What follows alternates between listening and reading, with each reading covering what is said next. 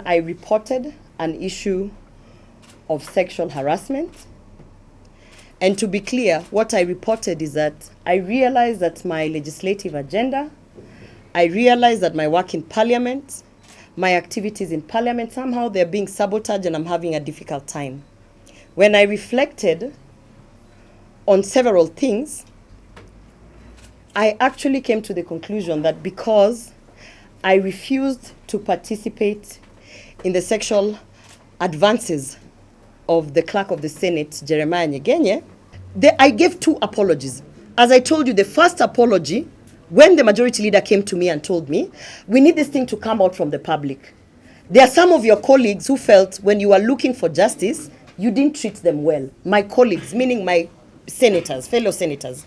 I said, I have no problem apologizing. There are some who actually I abused in a WhatsApp group because I was so mad. Why are you people not seeing what's happening? So in that moment, there are some who I abused. I apologized to them and said, I'm sorry. In my quest of seeking justice, I might have offended you, and I'm sorry. I can apologize any day for that. My second apology was a prescribed apology by the clerk of the Senate. He will come and deny it and say it is a committee that wrote it, but he supervises that committee. The secretariat reports to him. If I was suspended by the Senate as a house and the senators as my members, where does the clerk of the Senate and his name come into a prescribed apology? It was his generation. And when I refused to apologize, what happened is, thanks to Gen Z, thank you Gen Z, they saw the wrong in it, they made a lot of noise, and there was so much pressure to end it. So I said I must put a disclaimer. So if you listen to my apology, I start by saying, these are not my words. I did not write this. I'm only reading this because it is a procedure in parliament, and therefore I go ahead to read it. But what Jeremiah Nyegenye does through his people that he pays, they remove the disclaimer, then they share the apology. That's what he did in court. He also took the apology and said in court, in fact, she apologized because she was lying. I have never lied, and I will never lie about a serious matter such as sexual harassment. It would be such a shame for anybody to lie about such a thing, because that is not something you can take back. By the time I spoke about it, I had serious deliberations, understanding that the moment I speak, the repercussions around it for both parties are very dire. I'm very aware. That is not something I can lie about. And I have not been caught on record anywhere lying. That's not my character. I know my character is passionate, abrasive. There are things I will accept, but I never lie about certain things. Actually, about everything, but in specific, sexual harassment is not a thing. I mean, I have kids. I have a son. I do not imagine there's a time someone would wake up and lie about my son in a certain situation.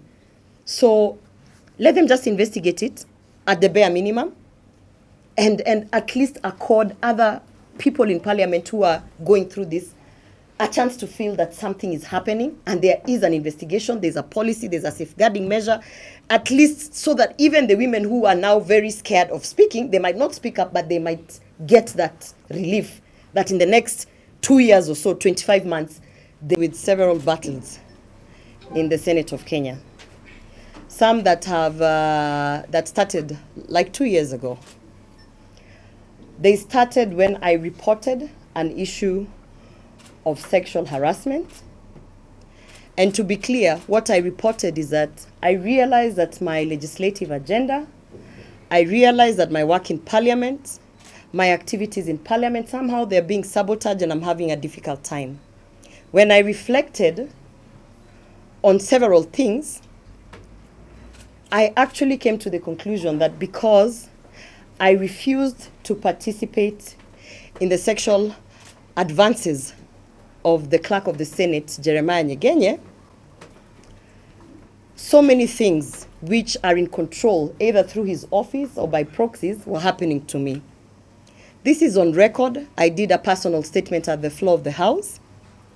What you saw after that is a woman who was being persecuted for speaking up. You saw a suspension motion that was brought 2 times. The first time they brought it to the floor of the House, they realized that I was present, and so I would be accorded 20 minutes to defend myself. The whole house, that is the leadership of the house, the speaker, everyone was aware that because I'm a person who speaks and I am very fearless, at that first motion, they decided it's probably a bad idea to try and suspend her when she's present, because her 20 minutes in the protected area in Parliament, she will spend it wisely and she will inform Kenyans of what is happening in this country. So what they did at that first motion, you will see the majority leader going on record saying that some of this dirty linen needs to be washed outside of the public spheres. And the majority leader, Aaron Cheriot, is on record saying that they are going to have conversations outside of the plenary, and that the matter, they assured me and they promised me that at the bare minimum, there will be investigations, and whatever it is that I was reporting will be looked into, and that there will be a conclusion where all parties will be able to take responsibility and move forward. That did not happen. As a matter of fact, the majority leader never picked my phone from that day until the next motion, which they basically made sure that I was absent, that I was not in Parliament. So I was in New York attending the Clinton Global Initiative. At that time, also the president and the whole State House delegation was in New York. So even anyone who could have intervened and brought it to the powers that be that something is going wrong, everyone was busy in the US. That is when they brought the motion to suspend me based on the report that I put, that, hey, listen, there's an administrator, a senior person in Parliament, who is actually making my work so difficult because I have refused to participate in his sexual advances. Because I was absent on that day, automatically my 20 minutes of right of reply was lost because I was not at the floor of the House. So what happened is they passed it very quickly and I was suspended. I was suspended in absentia. You will hear many people saying that she was accorded time to come before the Powers and Privilege Committee to defend herself and substantiate the claims. That is not what happened. I reported an incident where I'm being harassed and where I am being treated unfairly. And what happened is that they charged me. They actually took my report and charged me. They made it a charge. They said, we are charging Senator Orwoba for disrespecting Parliament by alleging that there is sexual favors for legislative agenda. So that is not being accorded. That is being charged. And immediately after that, they prosecuted it by the motion. And immediately after that, I was suspended. We have been in this country, so you have lived through these events. I was suspended. Much later, because I put out a point to speak about this to the media, the majority leader called me and said he's going to broker a truce because they were afraid of the things that I was going to say. And they said, you know what, if you at least apologize to your colleagues who you have spoken ill of, we will reduce the suspension. You have seen me on record apologizing and saying, while I was seeking my justice, there are some of my colleagues who I might have rubbed the wrong way. I apologized to them. I said, I'm sorry, I was busy trying to seek justice, but in that way, I might have either come off aggressive or what, but I apologize. What you see after that is them reducing a sentence and bringing it down to, I don't know how many days. Within that reduction of the sentence, of the suspension, I didn't know that I was not supposed to be paid a salary. I thought that when you're suspended, you're not paid a salary, right? So the next time you see me at the floor of the House, what is happening? They have prescribed an apology. The clerk was part of the team that sat down and prescribed the apology. That is why he inserted his name into the apology. And you see me at the floor of the House saying, no, I'm not going to read this apology because my legal team had already told me that the clerk wants that apology so that he can take the apology back to court and say, in fact, her allegations are false. She even apologized for it. And if you go to the court proceedings, which are public, you will see that the clerk indeed, even after I gave the disclaimer, he indeed took the apology and used it in court for proceedings that are ongoing, saying that the fact that she apologized to me it shows you that she was lying. That is not true. I have reported an incident of sexual harassment. To date, there is a letter to Parliamentary Service Commission the chair of Parliamentary Service Commission is the Speaker of the National Assembly. The letter is out there. He chose not to act on it. At the bare minimum, in any workplace, at least an investigation must be conducted. I have been saying that if you think I'm lying, let the travel report of the Senate be released. Because then you will see that at the point when United Nations invited me to Brussels to the 53rd Assembly, the clerk gave an advisory that there is no money, yet there are people who are sent to the same forum. You will see this kind of shenanigans in terms of sex in exchange for trips, sexual favors in exchange for legislative agenda, sexual favors in exchange for all sorts of things, including office premises and locations. That is what I've been saying. Not one single entity has investigated this. I asked to be given the travel report, which is in the custody of the clerk of the Senate. He is the custodian of the evidence that will show you that there's a lot of favoritism towards certain senators. We are 16 nominated women senators in the Senate. We have 3 elected women senators. As the fourth estate, I challenge you to go and try and get data of how many of these people travel, how frequent they travel, why are they traveling, who is approving those trips. I challenge you to also go and find out all other kinds of favors, including why certain people, their bills are forever on the order paper, their bills and the legislative agenda is advanced, why certain people seem to have it easy in Parliament. I didn't want to take it there, but I respect the courts, I respect the judicial system. You are aware that the judgment of the defamation is out and that I have been fined 10 million for defaming the clerk of the Senate. I respect the judicial system. I know, because I am not new to the legal system, that there are many legal loopholes which criminals have been using to get these favorable judgments.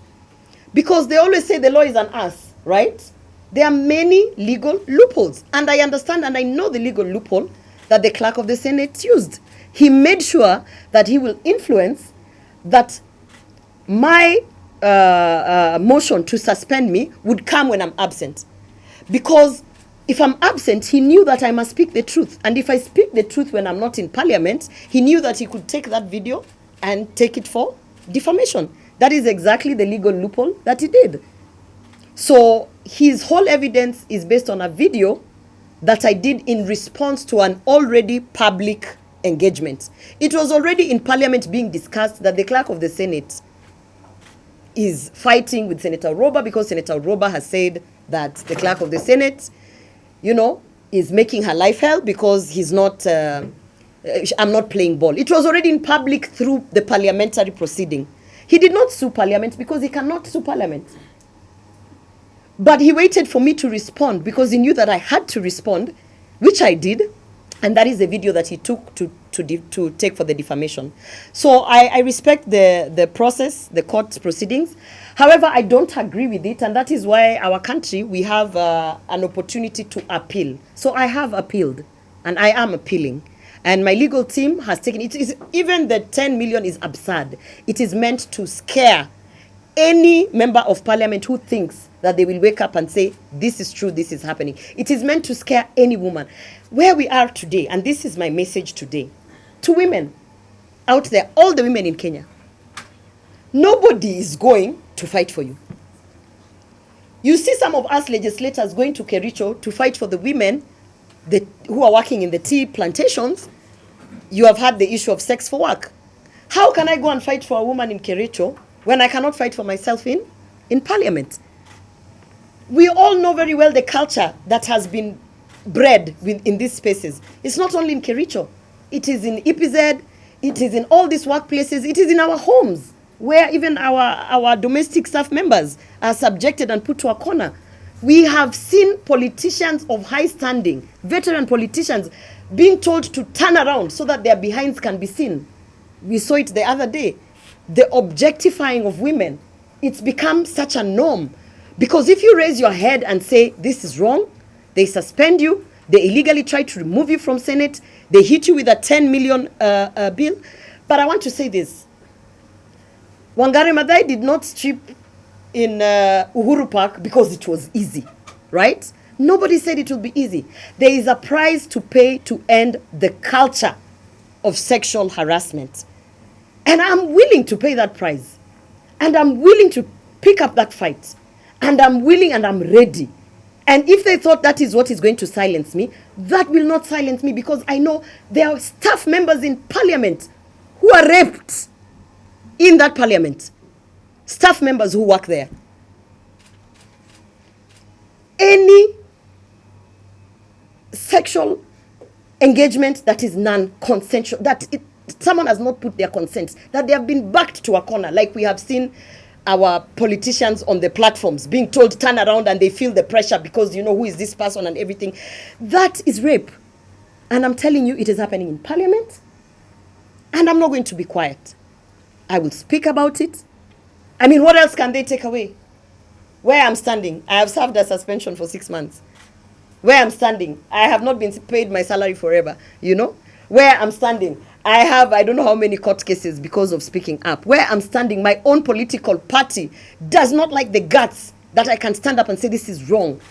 What else will you take away from me? I know that you have sending me all sorts of signals, telling people to come and tell me that they will finish me. I know that there's a threat to my life.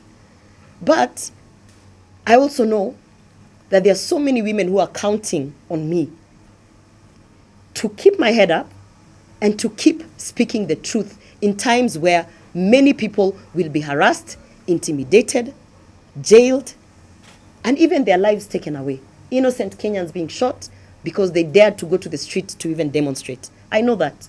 So I want to say this to Jeremiah Nyegenye. This is a battle that I will take to the end. Because what happened in parliament, to me, is just but the surface. The women in parliament are suffering. Take it from me. They are having to do things that they would otherwise not even speak up in public. And so therefore, it is just time to end that culture. I believe there's space for us to politic without all this sex for work nonsense. And if we can go out and fight for the women in the tea farms, in the industries, wherever, we have to start from the spaces that we are in. It is wrong. I will never conform to it. And so I remain strong. My legal team, thank you, my legal team, for the work that they are doing. We continue to fight the good fight. And as you can see, do I look defeated? I don't think I don't look defeated. So if they thought this would bring me down, again, I say it, as I've said it before, bring it on. The only thing that will end me here is that they will kill me. And that is a fight that we know we are ready. So in the event that I die, I want you to know that these are the battles that I am picking up and I am fighting, because I believe God put me there for a reason. So that is the long and short of it. Mm-hmm. Any questions? I have one question. From your experience as a member of parliament, do you think these issues that only happen to those who are elected, or maybe they also happen to the staff? The issue of sexual harassment in parliament is not limited to members of parliament. In fact, it is so rampant within the staff. When I mean the staff is, we have staff members who are working for us there. And if they can do this to a senator, can you imagine an administrator trying to say that my boss tried to, put sexual advances and said, if I want to travel, maybe I have to do ABCD? They cannot. It is a culture of silencing anyone who imagines that they can call it out. So it's rampant, it's there. I urge you to speak to the likes of Martha Karua and veteran politicians who have been in that house. They will tell you. It's not. I am not speaking from nowhere. It is there, and it has to be addressed. We don't have I even asked the leadership to put a sexual harassment policy and safeguarding measure.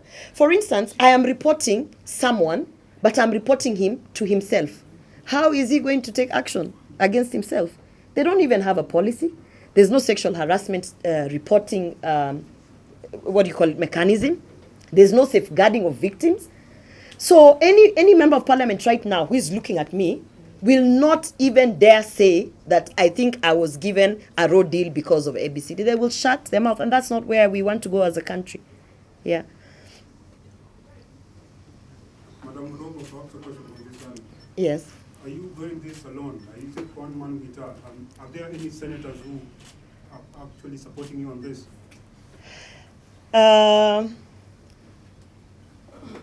I have not only senators, but members of the National Assembly who are supporting me.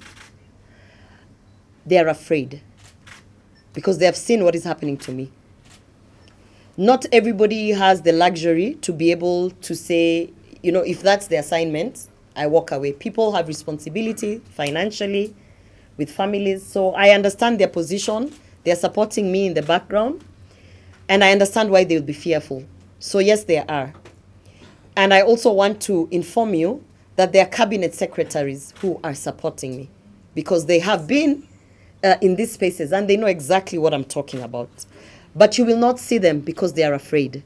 They're afraid of the repercussions, which I totally understand.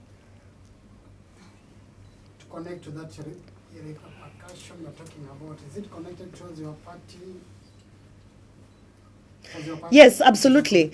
Immediately the judgment came out. If you go online and look at the people pushing the narrative of where will she get 10 million to pay, it is the UDA party machinery.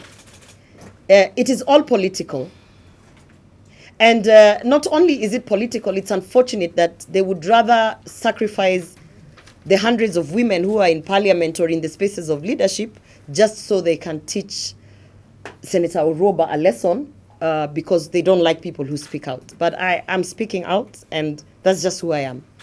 If I may ask, are you ready to resign or you are not ready to resign? As a member of board? No, it's okay. That's a good question, yeah? This is what I feel. Every time you ask a person who is a victim of a circumstance that if they don't want to play ball, they should resign, what are you pushing? What notion are you pushing? Should I resign so that Nyegenya can continue harassing people in parliament? No, absolutely not. I'm not going to make it easy for criminals, rapists, murderers to continue doing whatever it is they're doing. In fact, God will be very ashamed of me if I resigned so that they can now continue doing what they're doing. I don't think that is why we were put there. There is a purpose, and I believe the purpose is you are there to speak and ensure that those who have been having it easy, committing these atrocities, will actually, it's a stopgap measure. There's someone to say, no, we cannot continue with this. Otherwise, if I was to resign even before they suspended me and removed me, we would not be having this press conference. Yeah, last question. Recently they saw with Matiang'i, and at that time also they saw with Matiang'i. That's where the lineage of these circumstances started. Not really. Yeah. Not really. It's part of it, but not really. Because I've also spoken up against the fake jobs that Alfred Mutua is dishing out here. Yeah? And you saw how they came at me, right? I don't want to be the person that says my security was taken away, but you should know my security was taken away when I was suspended, not even these other things. But I always say, we have been in this country without security. Who was Gloria Orwoba before they had 3 bodyguards? I was just here in town, walking around and doing my business. The only security we have is God. God is our security. And as I've said, I am willing, I am capable, and I am ready to fight the good fight. And the good fight for me now is I'm going to speak up against the things that have happened to me, that I know are happening to other people. And that's just the position that I am in right now. So far, have you received any threatening? Yes, many. I've received many threats. Many threats. Every day I receive a threat. Every day I receive a threat to my life. My family has been threatened. Everybody around me has been, my staff members have been threatened. So we understand where we are in, but I also know that I cannot give in. Because if I give in, what are you people going to do? If I give in, what are the people in Kericho who are literally being raped in order to be given jobs? What are they going to do? So I can't give up. I can't give up and I can't give in. So this is it. Senator Orwoba. Jambo. Salama. Do you have any evidence for sexual harassment? Maybe. That's a good question because they said I didn't substantiate. If you look at my report, I said, oh, this and this happened, and now because I refuse to play ball here, suddenly my trips are being cancelled. Suddenly my office is this and that. Suddenly there's this fight and that fight. And then I said, in fact, if you think I'm lying, why doesn't the clerk of the Senate or the Speaker just give to the public, give to Kenyans, the travel report? Because the first evidence is the travel report. If today Kenyans are told that these many billions of Kenya shillings have been spent by senators, don't you want to know who has been traveling, where they have been going, who they have been going with, how much they have been spending? That data is not rocket science. That is data that if it is put on the table here, we can say, hey, Senator Orwoba, how come all the time you're always traveling with so and so? And are you an expert in agriculture, security, sexual rights and reproductive health? Are you an expert in everything such that any trip that comes, you're the only person who can represent the Senate? You know? That is the first evidence. But who is the custodian of the evidence? It is the clerk of the Senate. He has refused in writing to give to the public and even to the Powers and Privilege Committee and even to the court the travel report, which will then also show you how much he spends, taxpayers' money. Because, you know, when you say sex for work, you have to understand it is a negotiation. The person in power has to have something to give. The thing that they are giving, which you don't see, is approvals of travel. The thing that they are giving, which you don't see, is your office can move from this corner to that corner. Which you don't see is we have an ad hoc committee. He sits in the Senate Business Committee, which also puts your work in the order paper. There's a lot of negotiations for you to get ahead with your legislative agenda. One of the things that I want to be put to the public for Kenyans to see is the travel report. It's a document that is just sitting there in finance. In fact, you should be able to see that Senator Gloria Orwoba, since she lifted the Bible, 2.5 years, this is how much she has spent on local travel, and this is how much she has spent on international travel. He himself, forget the people who are now being given the exchange, he himself should be able to tell you, this is how much I have spent on travel. Why is that a secret? Yet it is taxpayers' money. Because in that travel report, you can then be able to analyze the data and ask yourself, is Karen Nyamu an expert in everything? Now, and ask yourself, is this other nominated senator so special that she's an expert in everything? And ask yourself, did even Senator Orwoba need to go for that trip? She knows nothing about ABCD. This is the accountability. And in that report is my evidence of, ever since I refused to play ball, you can even see from the travel that legitimately, the things that I have been called upon to speak and represent this country, they were not supported. Yeah, and now, so how do I produce evidence that where the clerk is the custodian of the evidence? Now, in that assumption, Are the other senators playing ball? I cannot speak for the other senators, but I can speak for myself. And for myself, I'm not playing ball. And I'm asking you, go and audit, ever since I said, no, I don't want to participate in this, go and audit how many of my things, legislative or otherwise, have actually been tanked. Juzi tumesikia mwingine akiambiwa akipinduka kwa ile tulikuwa tunasambaza hiyo video. Comment on that. Isiyo ndio nimesema, ikifika mahali ambapo mpaka mwanasiasa kama yule Sabina Chege is not a first timer. Ikifika mahali kama ye anapata hiyo pressure mpaka anaambiwa mbele ya watu pinduka na anajipata amepundika, unafaa ujiulize haswa ni nini hiyo inawafanya wanaogopa mpaka wanafanya vile vitu wanafanya. Kwa sababu Sabina Chege si mtu ambaye ameanza siasa jana. Sabina Chege hata kuna alikuwa mpaka sijui deputy party leader ama ni party leader wa Jubilee. Huyo ni mwanasiasa ambaye unasemaje kwa Kiswahili, veteran politician. Lakini inafika mahali mtu fulani anamwambia hebu penduka tuone pale nyuma vile ambavyo na anapenduka. In relation to this, I gave 2 apologies. As I told you, the first apology when the majority leader came to me and told me, we need this thing to come out from the public. There are some of your colleagues who felt when you are looking for justice, you didn't treat them well. My colleagues, meaning my senators, fellow senators. I said, I have no problem apologizing. There are some who actually I abused in a WhatsApp group because I was so mad. Why are you people not seeing what's happening? So in that moment, there are some who I abused. I apologized to them. I said, I'm sorry. In my quest of seeking justice, I might have offended you, and I'm sorry. I can apologize any day for that. My second apology was a prescribed apology by the clerk of the Senate. He will come and deny it and say it is a committee that wrote it, but he supervises that committee. The secretariat reports to him. If I was suspended by the Senate as a house and the senators as my members, where does the clerk of the Senate and his name come into a prescribed apology? It was his generation. And when I refused to apologize, what happened is, thanks to Gen Z, thank you Gen Z, they saw the wrong in it, they made a lot of noise, and there was so much pressure to end it. So I said I must put a disclaimer. So if you listen to my apology, I start by saying, these are not my words. I did not write this. I'm only reading this because it is a procedure in Parliament, and therefore I go ahead to read it. But what Jeremiah Nyegenye does through his people that he pays, they remove the disclaimer, then they share the apology.